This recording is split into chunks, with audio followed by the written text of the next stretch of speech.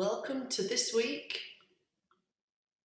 the live Biomechanics Q&A. So I'm just getting Facebook involved. Let's bring Instagram in, going across on Zoom as well. So if you want to show your face and ask some questions, you can head on over to Zoom if you've got the link there.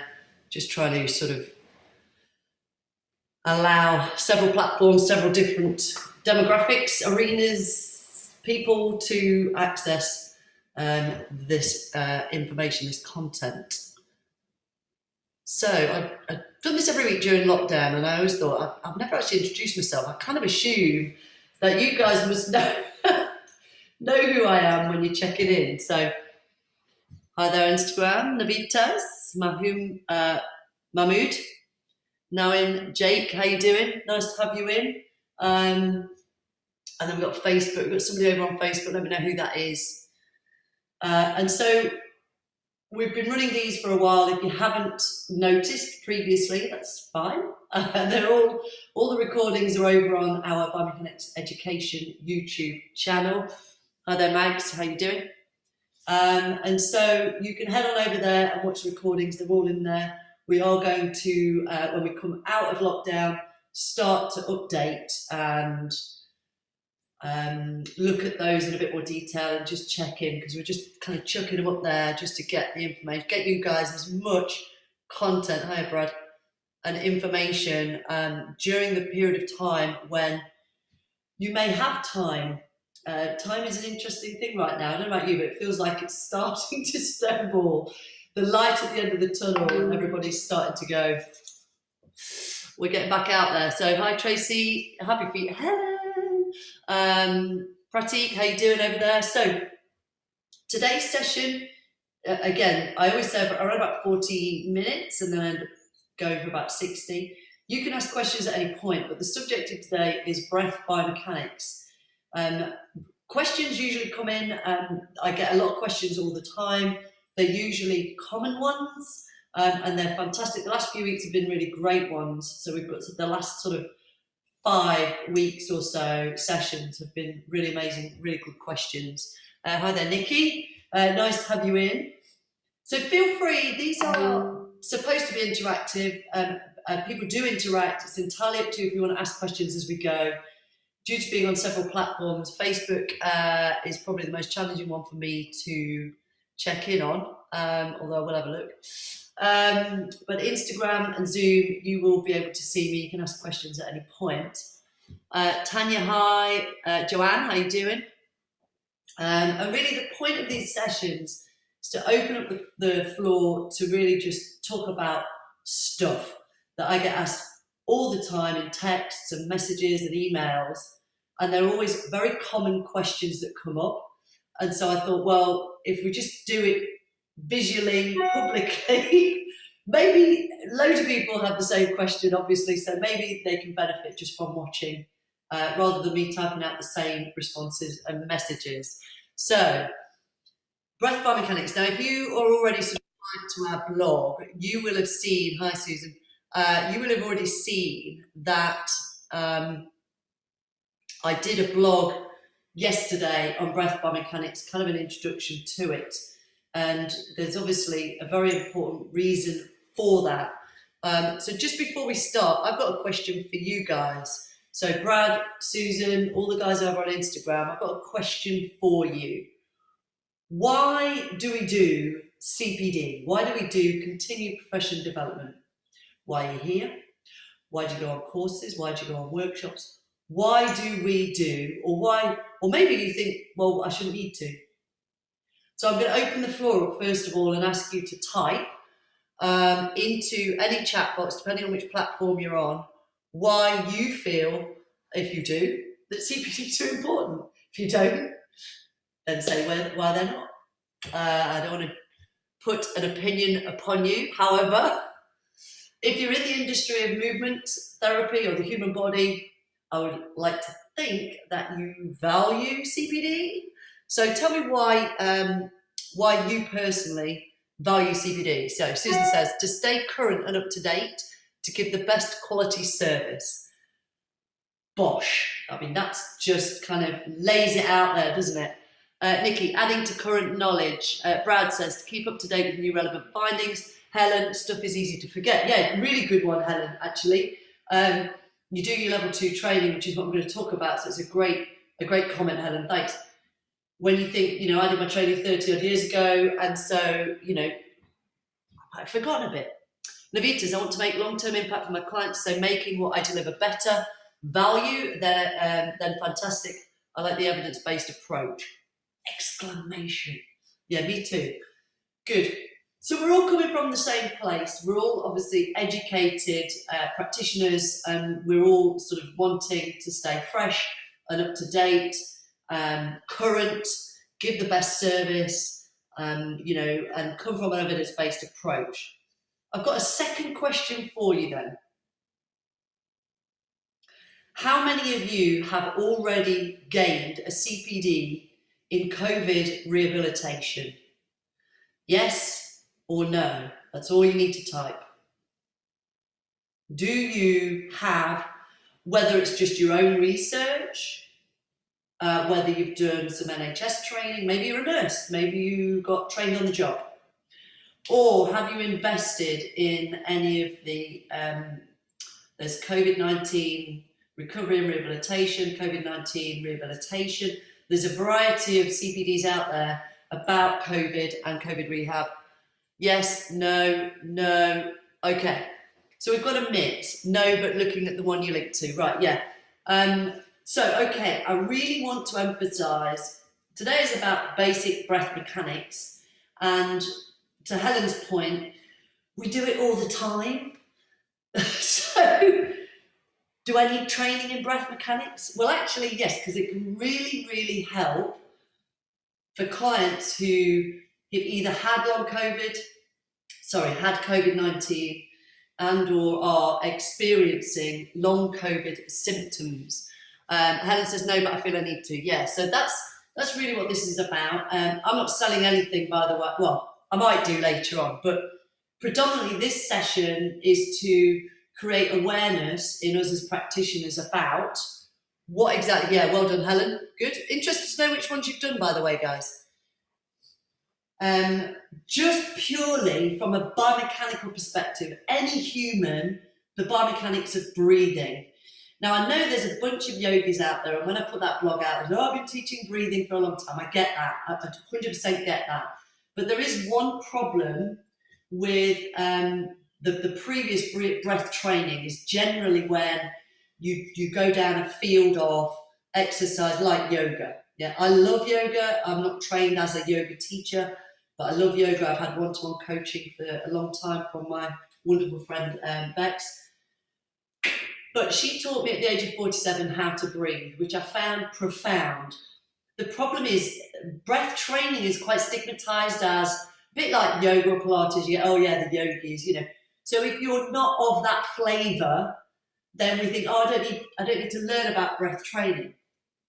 One of the problems with that is the rise in breathlessness in not just the vulnerable, those who are on COVID, but even the fit and healthy who've experienced it, I being one of them.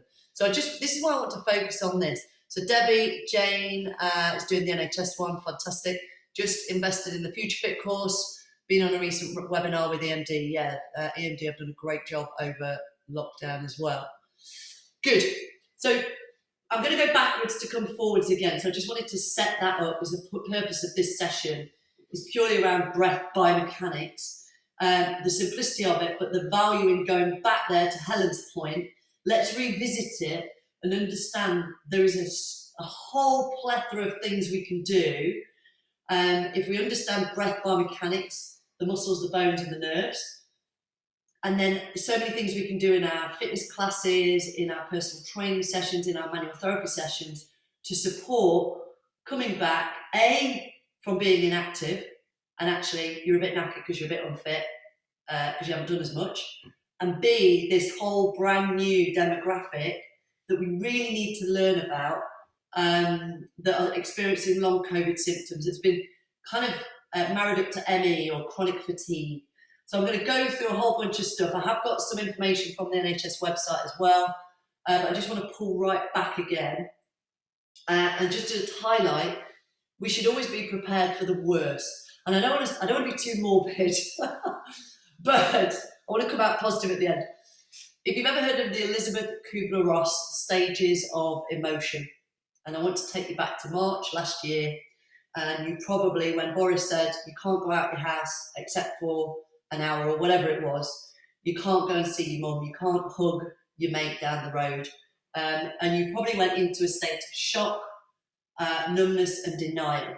And these are the first stages in this Kubler-Ross kind of stages of emotion. And it was originally designed by Elizabeth Kubler-Ross about bereavement, but actually there's common themes when we think about lockdown and what clients as well have experienced. So shock, numbness and denial. Then you probably transitioned into the second phase, which is the fear, the anger and the depression. What you're doing, you can't do that, Boris. Oh my God, how am I going to pay my bills? This is awful.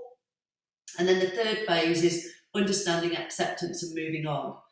And so we've been through that, maybe not just the once, maybe several times. We've gone through the experience of shock, numbness, denial, fear, anger, that depression maybe at periods, but then coming out the other side and going, all right, I can't change it.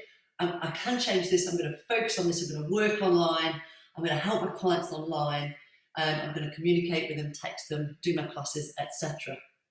So we've become a bit better at being prepared for the worst. I think we need to have the mindset of coming out of this last lockdown. We may not come out in the timing that Boris has stated. So just keeping that in mind. If anything changes dramatically, the gyms may not open, everyone's getting ready to open, but everything at the moment is still provisional. I'm not saying don't plan, still plan, but we should always be prepared for the worst. But I want to come back to the point of your insurance. We all pay insurance. We all, we're a bit, insurance is so expensive, and we pay it. However, very often, and more often than not, we never use it. Hopefully, we never use it.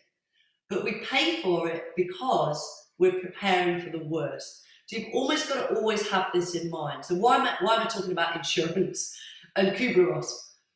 When it comes to breathing biomechanics, I want you to be prepared in case you have clients come back and they haven't yet, maybe you're still talking to them, maybe they've had COVID and they haven't yet hit long COVID.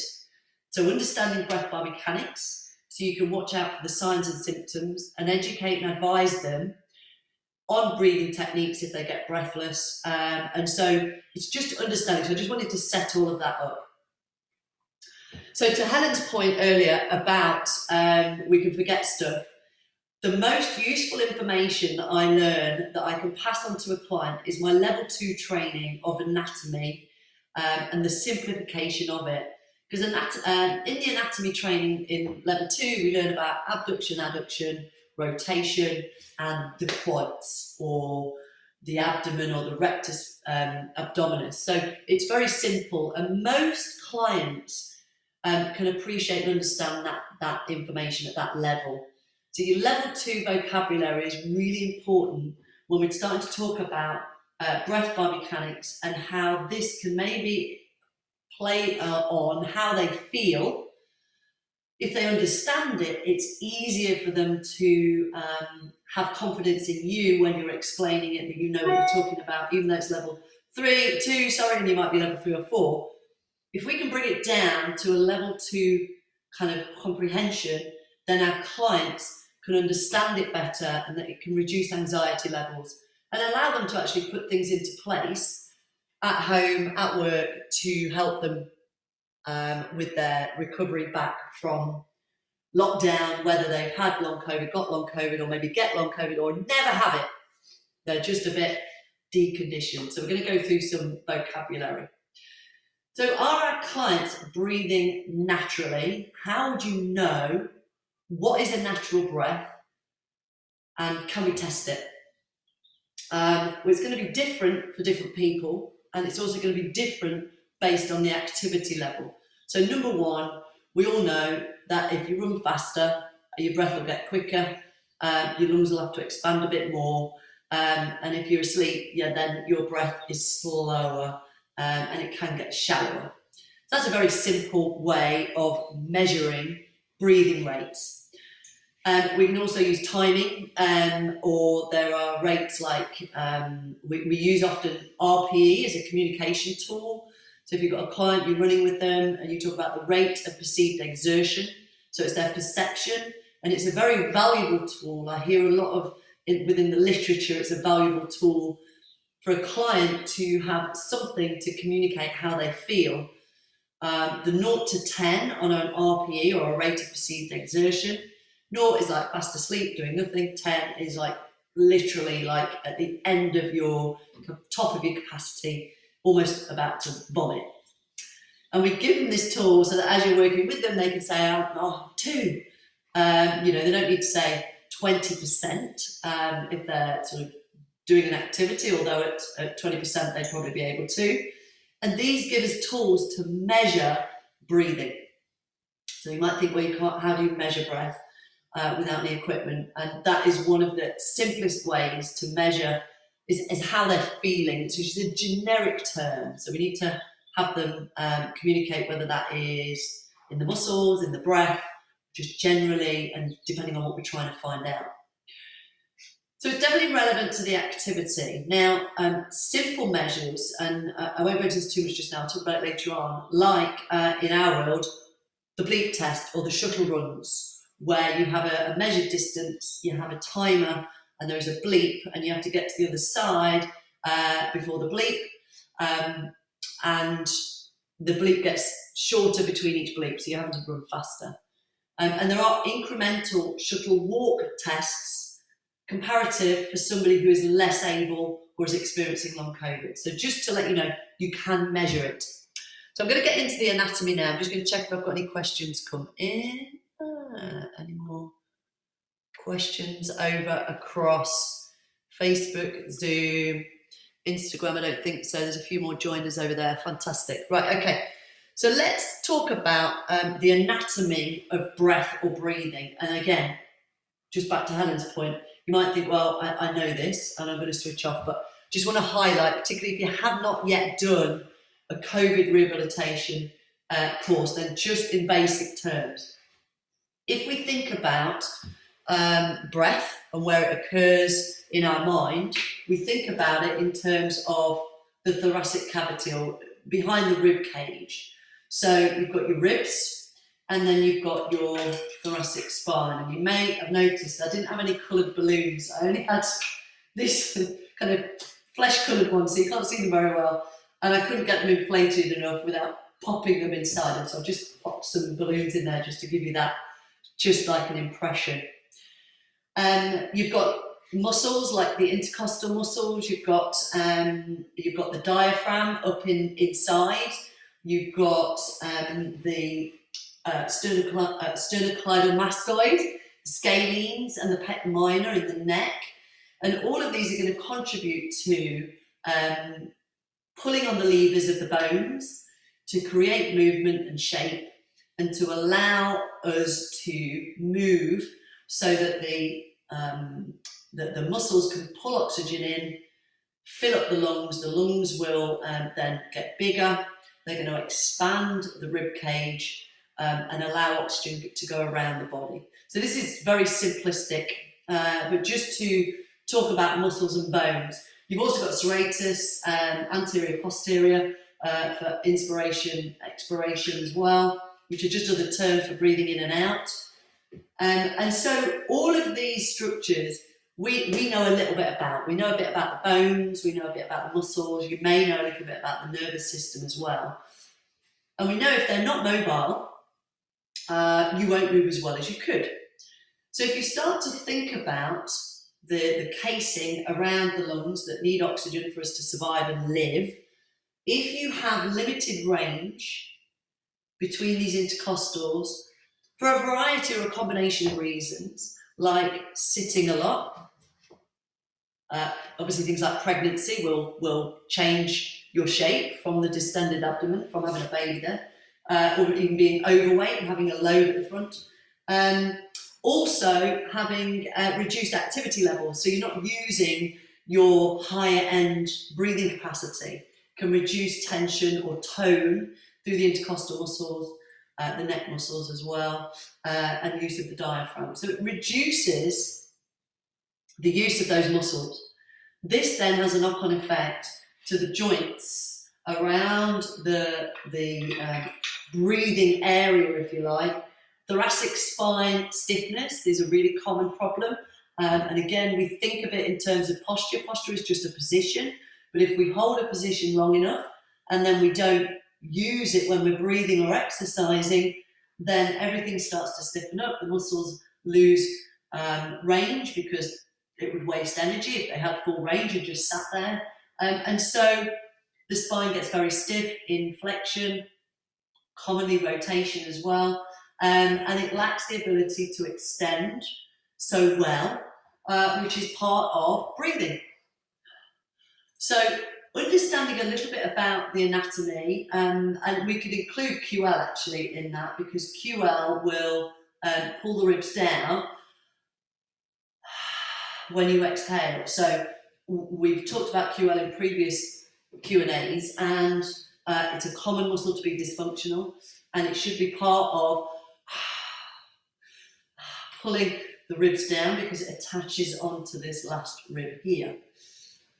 If you also think about this position and breath, and you need to breathe, but your ribs and intercostals don't have the mobility, stiff spine, etc., where is that volume of oxygen going to put pressure? It's going to come downwards onto the pelvis. So again, you've then got to consider the effects of both, well, pelvic dysfunction we've talked about quite a bit in previous Q&As, but also coming in a descending fashion. If you need oxygen and you're stiff, what's going to happen is you're going to get pressure down, so it's going to create tension down into the pelvis and the pelvis musculature as well. So all of these things combined, we want to be nice and mobile and moving. And anybody coming back from either being inactive, just somebody who's not moved a lot or as much or in the same way during lockdown, might want to consider breathing techniques. But this is more important for those coming back from a long COVID or any breathlessness, or anybody with a respiratory condition. The most common one, I think you're going to now, or one of the most, common ones that you're going to be faced with now when you come back to your gyms and your facilities, is going to be that breathlessness. Now, I don't know if any of you have had COVID and are or have experienced long COVID, but maybe let me know. Have you had long COVID? So if you've had COVID-19 and then subsequently, maybe months, weeks, whatever later on, you've gone through the symptoms of, this is off the NHS website, extreme tiredness or fatigue, shortness of breath, chest pain or tightness, problems with memory and concentration, or we might call that brain fog, insomnia, so difficulty sleeping, heart palpitations, maybe dizziness, pins and needles, joint pain, depression and anxiety, tinnitus or earaches, feeling sick, diarrhea, stomach aches, loss of appetite, temperature, cough, headaches, sore throat, changes in sense of smell or taste, and even rashes. So have you experienced those techniques? Do you feel like you might have had or are experiencing now long COVID? So I've certainly experienced it. So I think I had COVID-19 quite a while back, the end of last summer. Me and my husband think we had it. We now subsequently think we had it. We didn't have huge amounts of symptoms, but then it was December, January this year, so December, end of last year, January this year, where we got, or I certainly did, I got these kind of symptoms. Not all of them. I've always had tinnitus anyway, but extreme tiredness, definitely. Shortness of breath, probably predominantly when things like running up the stairs, that's never bothered me. Chest tightness, probably not. Concentration, definitely. Brain fog, definitely.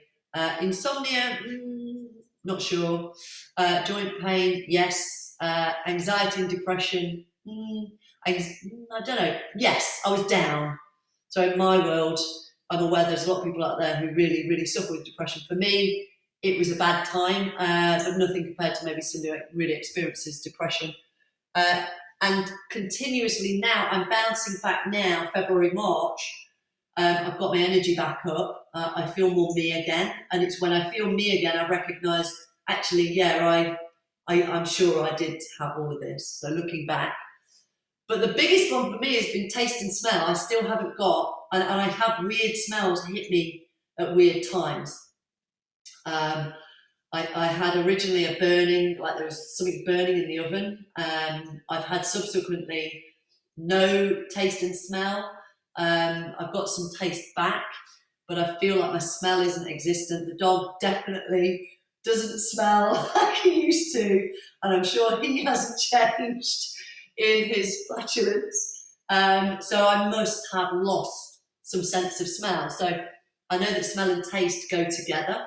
And my taste, I think, maybe is back, but it's not being complemented with an ability to smell, which is quite interesting.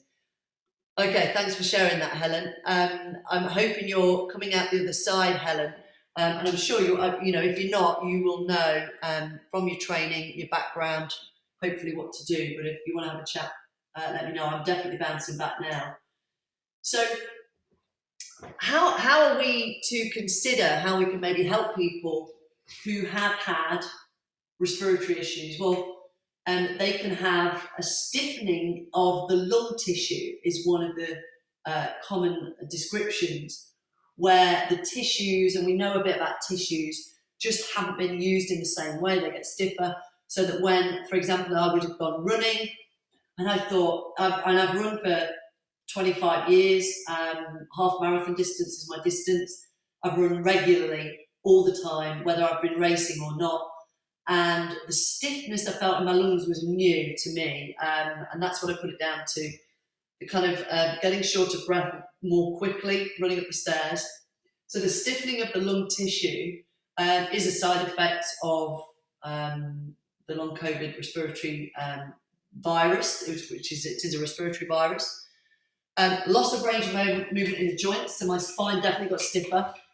Could have put that down to inactivity. Well, I was less active because I was Mardy and I was lying down more and I wasn't moving as much because I had long COVID. So you've probably seen on my social media, I've been doing the spine mobility project. So I'm 25 or 6 days in and it's going really well. So I know I'm doing all right.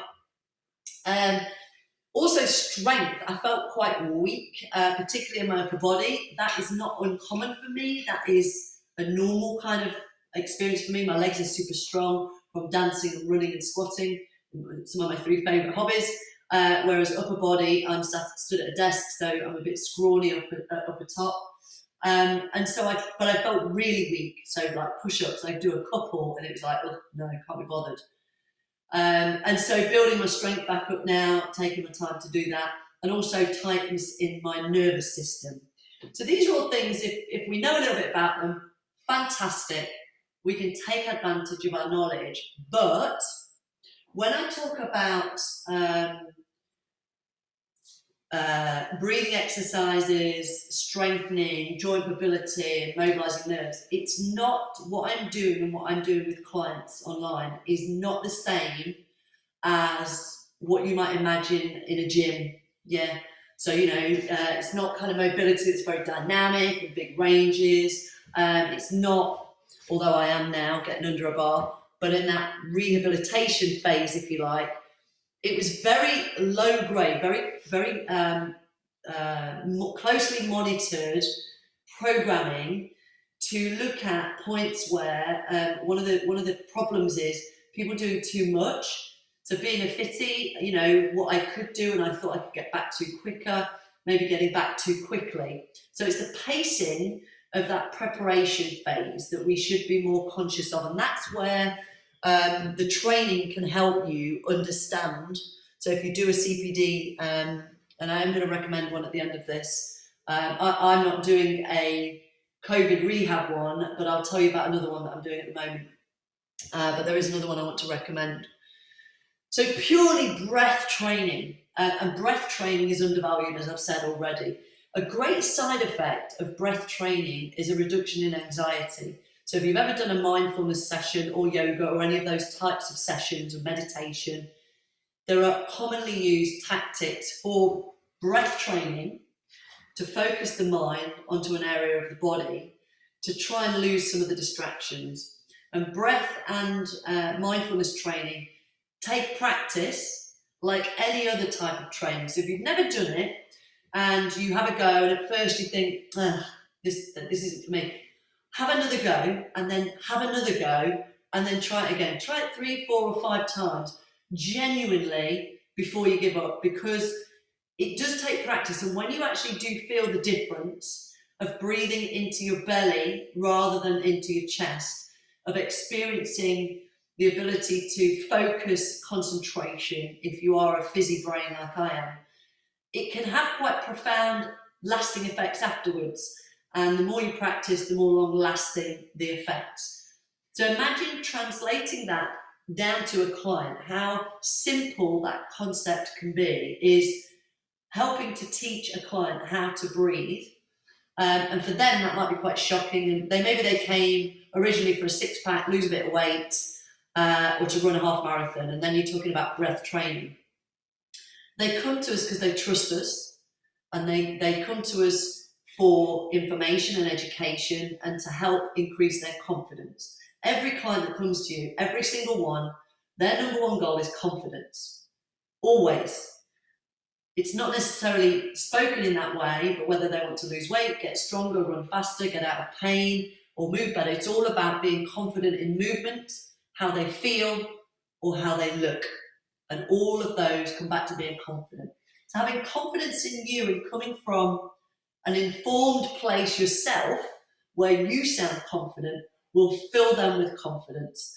And they should trust your judgment about how to breathe, teaching them how to breathe and going through that experience. As I've said, this is hitting not only the vulnerable, but also regular gym goers or non-gym goers, regular humans, because it's only 9% of the population that go to a gym, but also the fitties, also the very fit people. And I think that person is probably the one we need to be ready for, because they are probably the ones, my understanding from the little I've read around the research behind, and there's little research at the minute, long COVID, is that the fit people are probably the ones who overtrained because they felt they wanted to get back. The one thing they could do was go out and run, or maybe do some push-ups in the front room. And they pushed it more than maybe an unfit person would have done in the first place. That's then exacerbated their problems, and they've gone backwards and ended up in pure exhaustion. And so trying to help a really healthy fit person not have an anxiety about going for a run because they exacerbated long COVID by trying to, and they actually couldn't get back from their regular 5-mile run because they were just exhausted. So they had to ring somebody to come and pick them up, something along those lines. So this is where we need to be mindful. Obviously, the vulnerable, obviously those guys who have long-term conditions, whether that's COVID related or not. But we need to understand the debilitating symptoms and side effects of having COVID-19 and maybe going into a phase of long COVID, which can happen. And please understand, we know very, very little yet about the long-lasting effects of COVID-19. I read somewhere that there's a new one now from the Philippines. It's going to carry on. So as I said in the very beginning, always prepare for the worst. Like you pay your insurance as if the worst thing's going to happen. Same with your CPD. Get educated. I'm not saying you have to spend money. I know a lot of people are really skint right now. Money is a big problem for a lot of people. We're trying to get back to create an income and help people. There is free information on the NHS website. You just put into your search bar COVID-19, long COVID symptoms, and when the NHS site comes up, go on it and it'll have all those symptoms I've talked about. It will signpost you on where to look. Health England has also, NHS Health England has also launched a free COVID training program.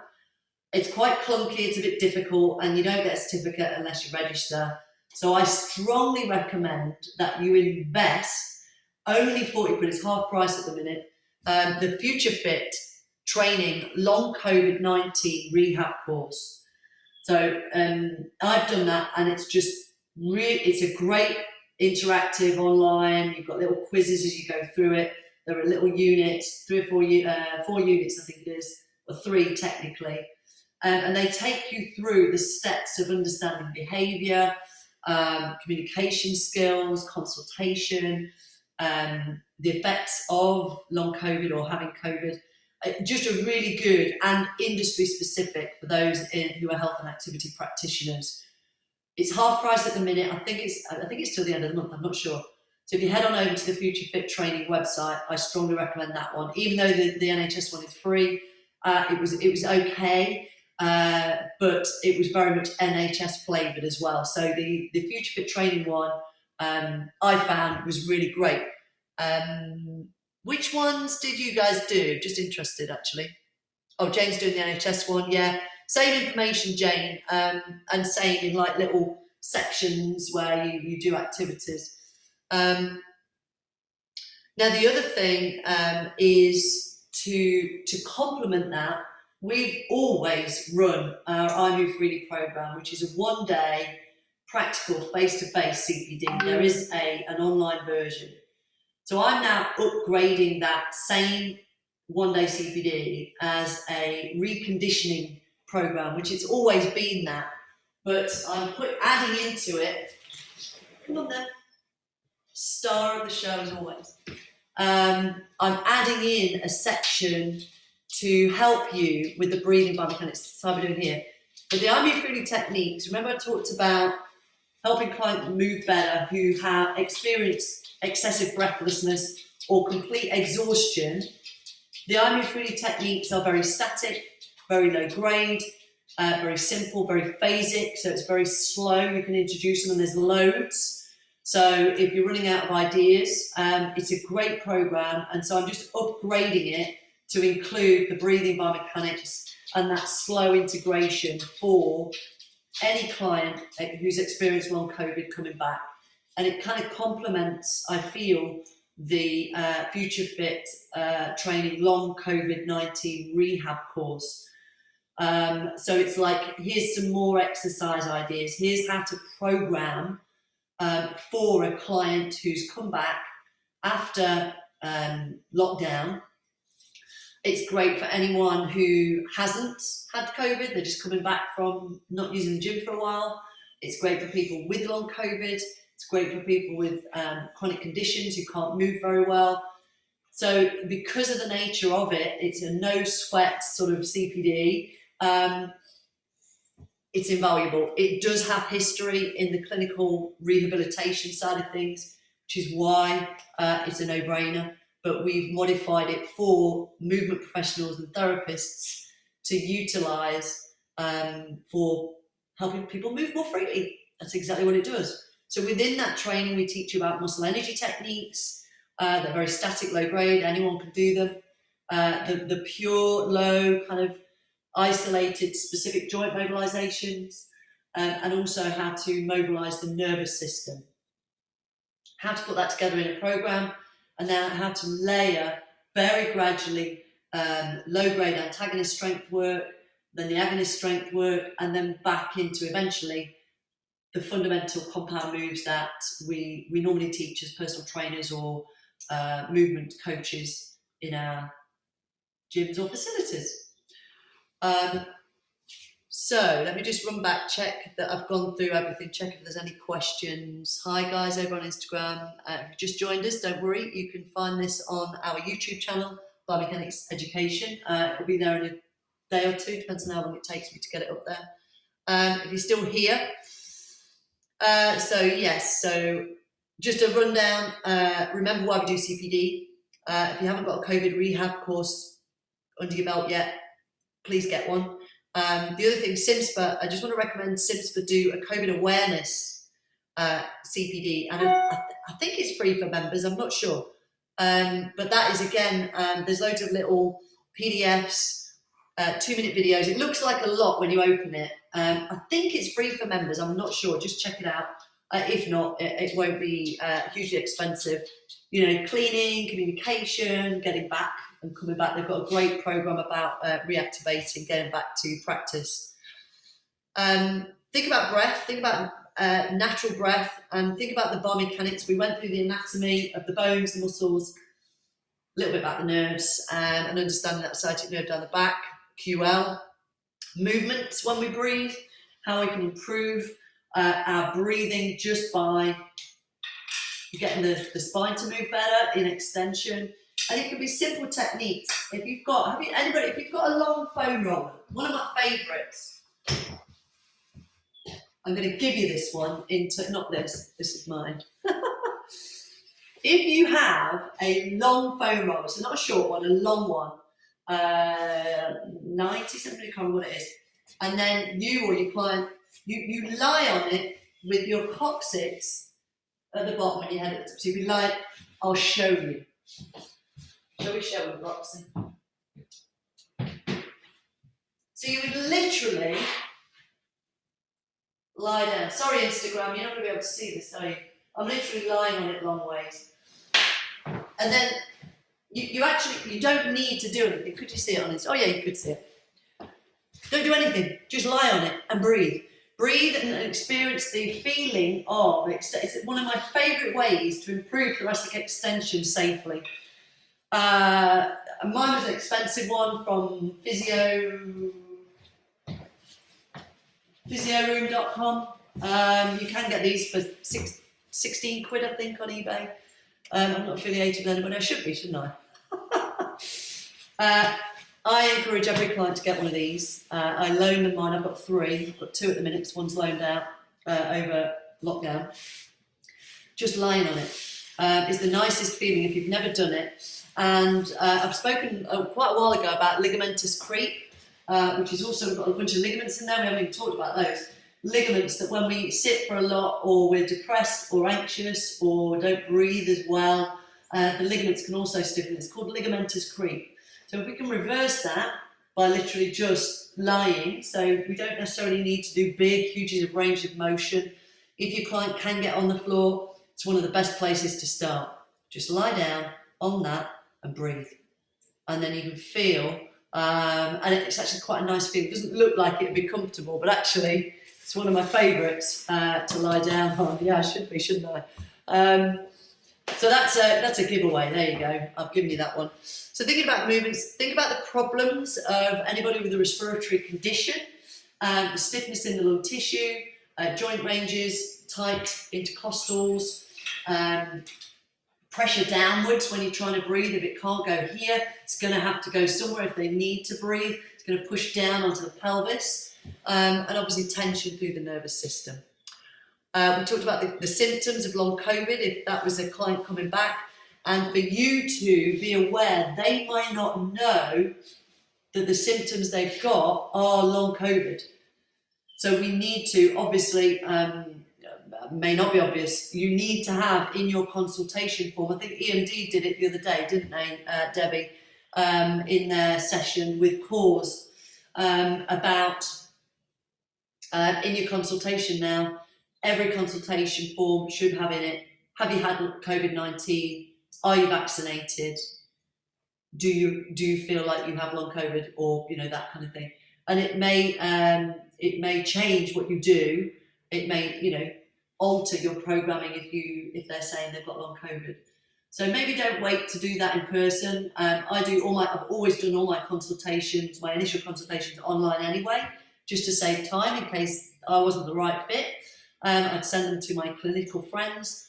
So maybe considering keeping that part of your initial interaction with a client online. The consultation is a no-brainer, saves time and money all round. They've got time to think about, oh yeah, have I don't know. Or you could just ask, have you experienced these symptoms in the last week or something like that? And then you could list the symptoms off the NHS website. So you should be tweaking your consultation forms to ask, have you had COVID-19? Have you had the vaccine? And have you had these symptoms? We've talked about breath training, lying on a long foam roller, and then I recommend strongly the Future Fit training COVID-19 rehab course. As I said, there's an NHS one that's free. a bit clunky, but it's fine. And then obviously I want to promote to you my I Move Freely reconditioning program. So we are starting on April the 17th with a face-to-face workshop. It is almost full already. That may change if people don't feel up to it. If things change, that's still 4 weeks away. And as I've said to you earlier, things can change, but there's still a little bit of space. If you do like my content, on April the 9th, and this is purely online, I'm doing another 2-hour webinar called Lazy Weak Glutes, Truth or Lie. I'm doing that online, it's 2 hours. The body mapper is going to do the first hour, which is Pete Banbury, who's amazing at drawing anatomy on skin. So he's going to be doing that, won't be down here, won't it? So I think he's got his partner in. She doesn't mind being in her pants and being drawn on, so we can see some of the anatomy. And then the second session will be myself, which will be understanding the biomechanics, the anatomy, and how to test. That is April 9th, 2 p.m. till 4 p.m, and you can find it on my website. If you just go to workshops, online CPD, you'll find it in there with a whole stack of other stuff. And finally, next week, I'm doing Pros Wired event. So anybody missing Blackpool? Helen? Then the Athleticum group, the spinning group, are doing a Pros Wired event online, all the sessions, as if it was for real, the little spinning bit. 26, 27, 28, I think. So I'm going to be speaking 26th and 27th, doing an I Move Freely session. And you can book that now, actually, I think. I believe it is live, good to go. So you can just click on Google, internet search, Athleticum, and it gives you a big button to book now. So if you fancy doing a bunch of classes, pretend you're in Blackpool, wear your Kiss Me Quick hat, maybe. Or if you want to come and see what I Move Freely is about, I'm going to do a class on the Friday morning at 10 o'clock next week. So if you want to book that, I think you can book the class on its own. I know, Helen. You can book the class on its own, or I think you can book the weekend, I think, or the days, and then you can do as many as you like. So you might need a bike if you're doing the spinning stuff, but there are a whole bunch of lectures in there, so there's some really cool stuff. That's March 26, 27, 28, I think. I think that's it. Now, final thing, before I do let you go, I've got it scheduled that I will finish this at the end of lockdown. What I want to know from you guys is, I feel like, can we keep going? I don't know. It's up to you. So, yes, I've got a Biomechanics Q&A page on Facebook. You can all use that at any day, any time. Tag me if you specifically want me to answer something, just in case I miss it. But also, these lives, how helpful are they? Shall I just move you all onto the Facebook platform, or do you prefer the lives? Please let me know. If you're on Instagram, you will have to private message me, because all these messages that you type in will disappear as soon as I stop the video. So you prefer the lives, do you, Jane? Over on Facebook. So Facebook, let me know. Do you prefer the lives? Do you want me to keep doing the lives? If you do, I need your questions. Susan, I've read that a dysfunctional QL goes hand in hand with a dysfunctional diaphragm, hence breath. Haven't researched it though. Yeah, absolutely. Susan loves the lives. Okay. How about over on Sharon? Sorry, we're just finishing, mate. Just having a look, check if there's any questions over on Instagram. Sorry, I do my gourmet face when I'm trying to read your names. What's up? Go and get it then. That's what you see. This is what happens in the lives. Live is real. Debbie says yes to the lives, so he's probably seen a squirrel or a bird. Hopefully it's not the postman. I think he's been already. So, okay, so Charles, hiya. So everybody on Instagram, so private message me. Thanks, Brad. Let me know. Tanya, okay, no problem. Sounds like we're up for the lives to just continue. So what I need from you is your questions. You can email me, rachel@biomechanicseducation.com. You can go to www.biomechanicseducation.com and have a look at my stuff. You can, thanks Helen. Facebook, you can message me. Instagram, you'll need to private message me, other than the ones I've just seen. Let me know your questions. What do you want to talk about? I'll set them up. We're definitely going for the next 3 weeks, and you should, if you're on Zoom, the links are the same. If not, you know where to find us. Questions. I need your questions. Doesn't matter. There's never a stupid one. Send in your questions. Listen, guys, go and breathe. See you next week. Take care, guys. See you Instagram. Thanks, Susan. See you soon. See you Facebook.